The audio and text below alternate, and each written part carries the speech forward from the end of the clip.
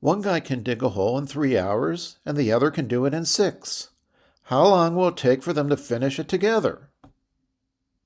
Is it A, 2 hours, or B, 4.5 hours? Leave your answer in the comments. Roland can dig a hole in 3 hours, while Con can do it in 6 hours. How long would it take to finish it if they're working together? In 1 hour, Roland can do 1/3 of the hole. So Roland's rate is 1/3.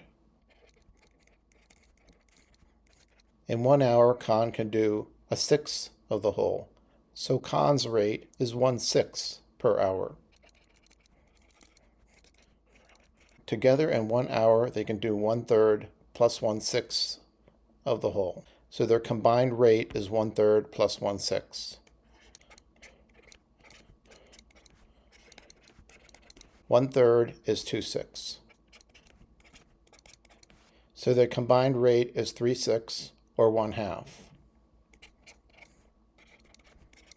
They can do 1/2 of the whole per hour, means they will finish the whole in 2 hours. And that's it. Thanks for watching.